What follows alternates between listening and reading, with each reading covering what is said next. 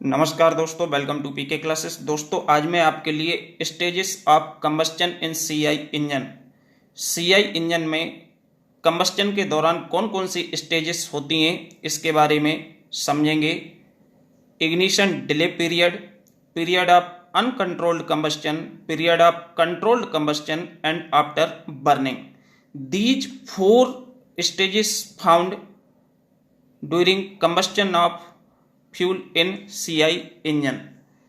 तो दोस्तों जो भी छात्र पीके क्लासेस में फर्स्ट टाइम है, जो अभी भी ज्वाइन नहीं किए हैं, वह पीके क्लासेस में ज्वाइन करने के लिए चैनल को सब्सक्राइब करें एंड वीडियो को लाइक करें, जिससे आने वाला लेटेस्ट वीडियो आपको समय से मिल सके। तो stages of combustion in CI engine, CI engine में जो कंबस्टन की स्टेजेस होती हैं वो कौन कौन सी होती हैं। तो there are 4 different stages of combustion in CI engine where proper combustion of air and fuel take place.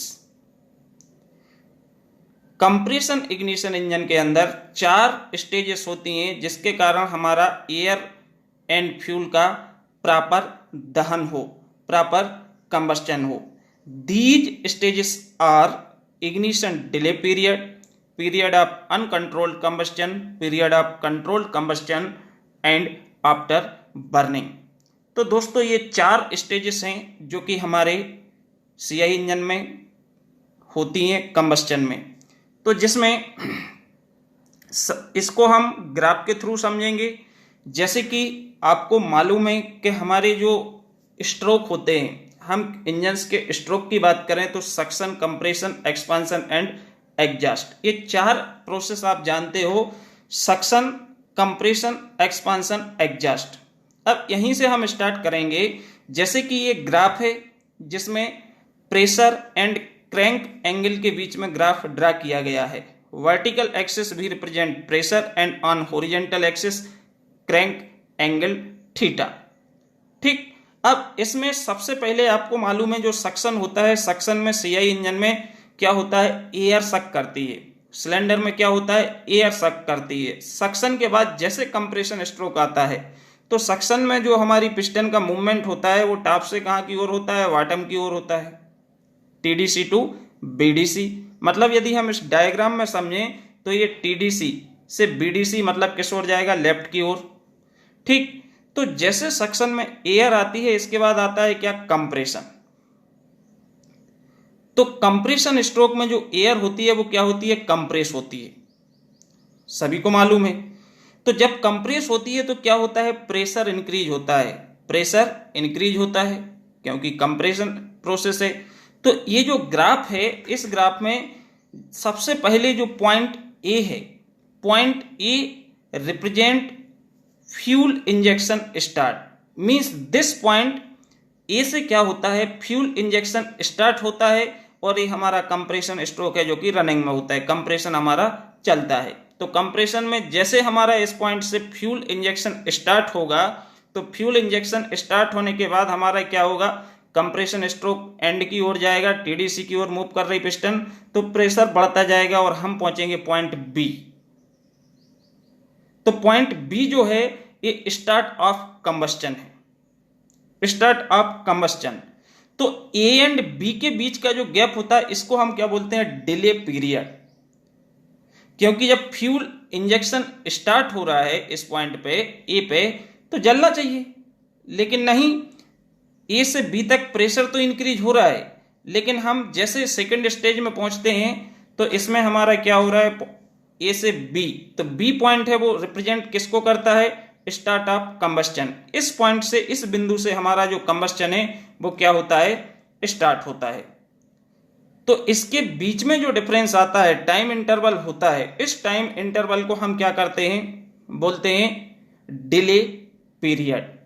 तो मींस जो फर्स्ट स्टेज होती है इसमें हमारा इग्निशन डिले पीरियड कहलाता है, पहली स्टेज। तो वो इग्निशन डिले पीरियड हमको यहां से मिलता है, क्योंकि इसमें जब फ्यूल हमारा क्या होता है, स्प्रे होगा कंबस्टन चैम्बर पे in the form of jet, क्योंकि फ्यूल इंजेक्टर से जैसे इंजेक्ट होगा जेट के रूप में, तो ये वेपराइजेशन एंड ऑटोमाइजेशन के कारण फ्यूल क्या होगा, स्प्रे होने के बाद छोटे छोटे से पार्टिकल्स में हमारा क्या होगा, डिवाइड हो जाएगा वेपराइजेशन प्रोसेस में।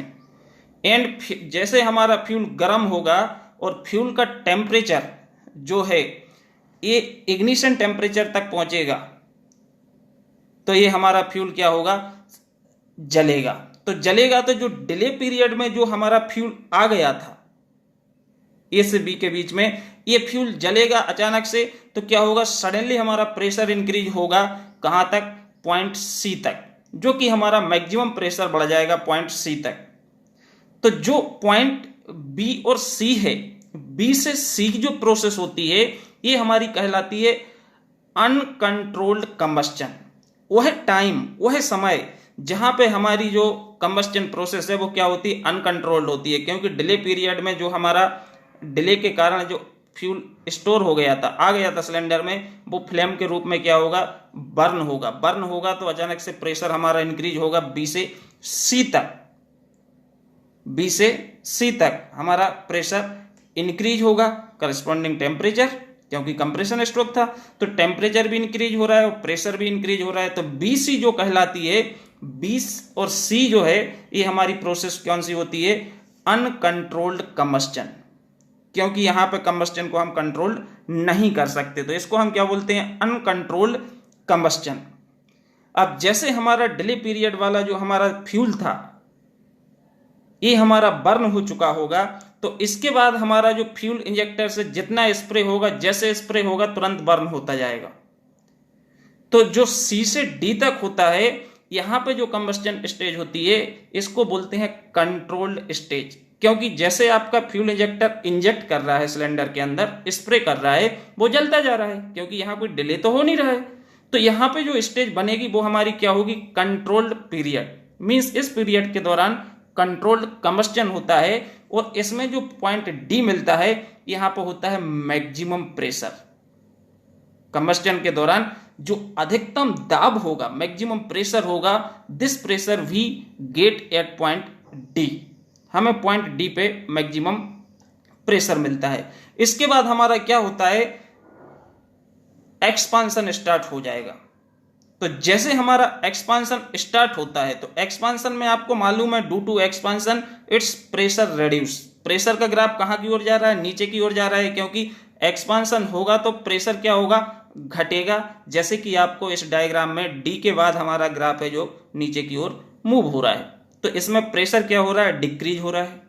तो ये जो प्रेशर डिक्रीज हो रहा है कहां से, डी से ई तक, तो जो हमारा ये पॉइंट होता है ये होता है क्या, आफ्टर बर्निंग, मींस जलने के बाद।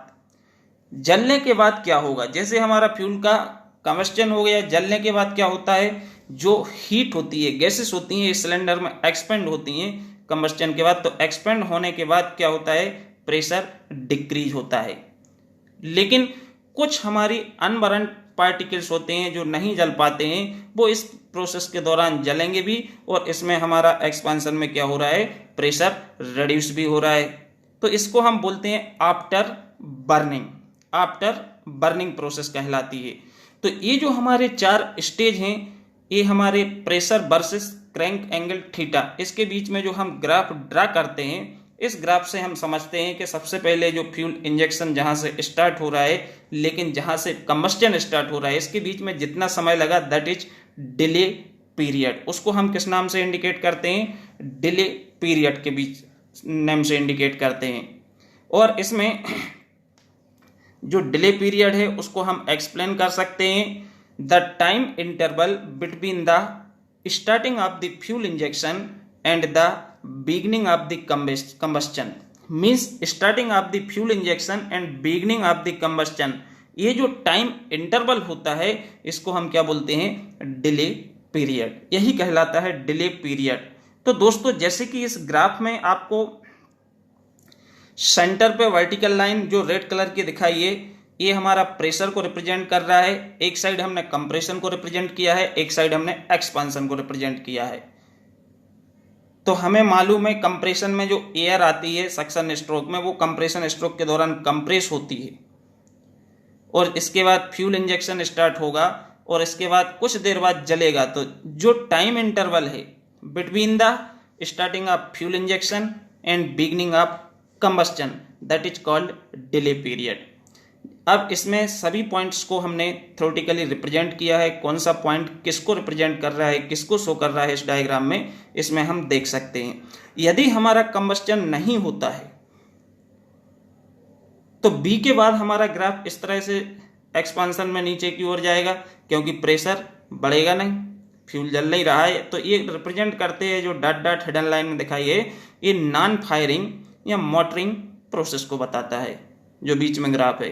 तो इस तरह से 4 स्टेज हैं जो कि डीजल इंजन के कंबस्टन में पाए जाते हैं।